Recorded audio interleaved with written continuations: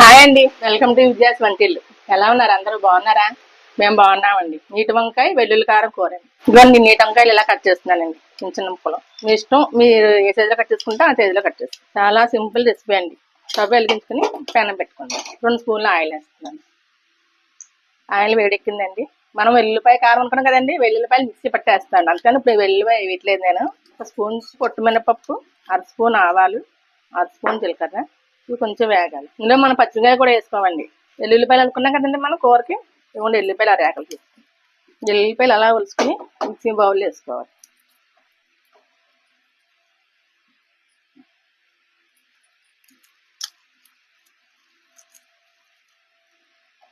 మనం కూరని బట్టి వేసుకోవాలి, కానీ ఎల్లుల్లిపాయ కొంచెం ఎక్కువే ఉండాలండి. ఎందుకంటే మనం ఎల్లుల్లిపాయ అనుకున్నాం కదా, కానీ కొంచెం ఎల్లుల్లిపాయలు ఎక్కువే ఉండాలి.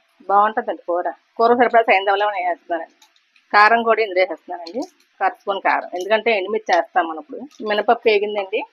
ఇందులో ఎండుమిర్చి ఒక 4 ఎండుమిర్చి, ఎందుకంటే ఇందులో మనం కొంచెం కారం వేసాం కదండి, అందుకని. కొంచెం కరివేపాకు,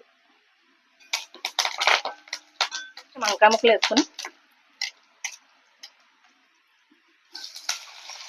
వేసుకోవాలి. ఇందులో కొంచెం పసుపు వేసుకొని కలుపుకొని ఈ లోపల మనం ఈ పేస్ట్ ఆడుకుందామండి. కచ్చాబచ్చగా ఆడుకోవాలి, మెత్తగా ఆడుకోకూడదు. కచ్చాబచ్చగా ఆడుకోవాలి. ఇంకొండి ఇలా ఆడుకోవాలి. ఆడుకుని దీనిలో వేసుకోవాలి, ఎందుకంటే ఇందులో ఉప్పు వేసాం కదా ఆల్రెడీ. మనం వంకాయలే వేయలేదండి, ఇందులో వేసామని.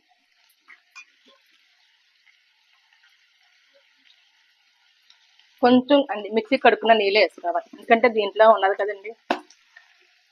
ఇంక నీళ్ళు వేయమండి, కొంచెం నీళ్ళే. ఇప్పుడే వాసన బాగా వస్తుందండి. దీని మీద ఎలా మూత పెట్టుకునండి,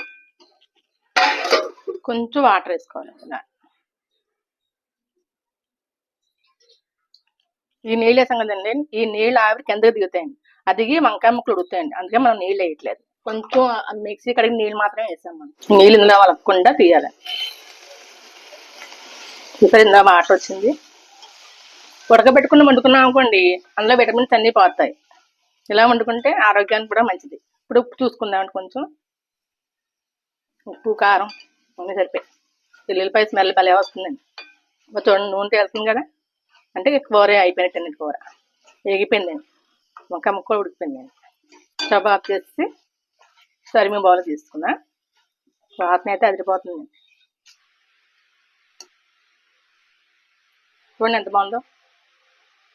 ఈ కూరతో అన్నమంతా తినేవచ్చండి, అంత బాగుంటుంది కూర. మీరు ట్రై చేసి చూడండి.